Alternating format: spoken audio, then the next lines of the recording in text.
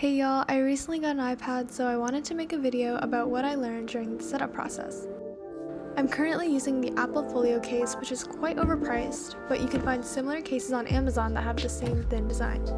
I did find that the Amazon cases attracted more fingerprints and also had weaker magnets than the Apple case. You can also buy a hardshell case or sleeve, which will protect all edges of the iPad, but I personally didn't like the bulky look, so I didn't go for those. The next layer of protection you'll need is a screen protector, and you have the option of choosing a paper or a glass one. I went through the pros and cons of each, which you can see here, but ultimately I decided on the glass protector because I prioritize my screen quality. When it comes to iPad note-taking apps, there's essentially two big competitors, Notability and GoodNotes. Notability was my first ever dive into written iPad notes. I really enjoyed the simplicity and customizable themes, pens, and templates. As you can see here, I made all of my study notes for kinesiology on Notability, and it was super easy for me to add images and Word documents onto the page that I had already written on. However, after graduating, I lost my school's free subscription, and I did not want to pay that $15 fee every single year just for some full storage. So I went looking for a note-taking alternative, and I tried out the well-known GoodNotes app that people have raved about in every other iPad guide video that I watched. I really liked the unique notebook layout because it resembled the traditional way of taking notes on paper and allowed me to flip the pages of my notes just like I would with the notebook. A downside is that there are only 3 pen options, but honestly to me it makes sense because that's all you really need for handwriting anyways.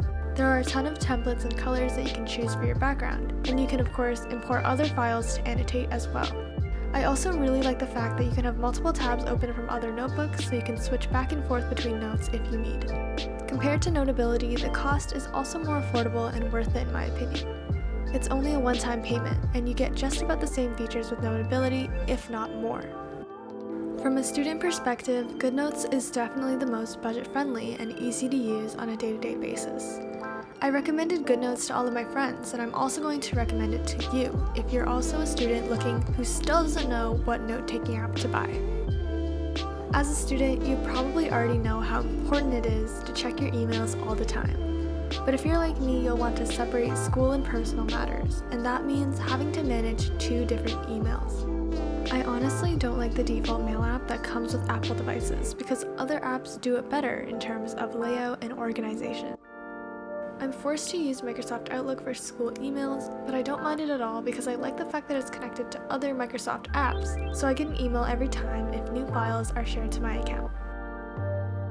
For personal stuff, I totally recommend Gmail. I had a Gmail account since the very beginning, but I still recommend it because it's easy to receive personal emails that are clearly separated from your school emails. I also love Gmail because it's so easy to switch accounts, and I also get YouTube-related emails whenever something new happens on my YouTube account. Apart from school, I have a handful of other apps that you might want to download as well. But while you watch, I'm going to go over some brief other things. So assuming you already have an Apple Pencil that you want to use with the iPad, you might consider an Apple Pencil case. I don't have one currently, but I'll explain reasons why you might want one or you might not want one. They're comfortable for your hand as you write, they can be colorful, and they also act as a scratch-proof shield for your pencil. On the other hand, it might get in the way of wireless charging if it's too thick. And it's also incredibly hard to remove and install because of the friction from the silicone and the pencil. So yeah, think about that before you go ahead and order one off Amazon. Another thing I think people often forget about is games. Even if you don't play many games in general, you might want to have one anyways just in case you're bored and don't have Wi-Fi. Of course, you should also download Wi-Fi games as well because Apex Legends is probably going to be easier on the huge iPad display than on your tiny phone screen. Also, if you haven't already for some reason, you should definitely remember to download entertainment apps like YouTube and Netflix, but I'm pretty sure you already have them. Other extra apps that you might want that aren't seen in this clip are widget apps, photo and video editors, Google Calendar, Notion, shopping or e-commerce apps, Google Chrome if you don't like Safari, other streaming services for music and shows, your banking app to see how broke you are more clearly, and etc. Unfortunately, that is all I have for this video, but hopefully it helped you ease into using your iPad even just a little bit. And if you don't have an iPad but you're watching to support me anyways, thank you for being patient and sitting through it all. I'm not sure if I'll be posting any more tech related videos, but if you like this one, I also have a setup tour that's posted on my channel already. That's all from me. Thank you so much for watching as always, and feel free to check out my music in the description.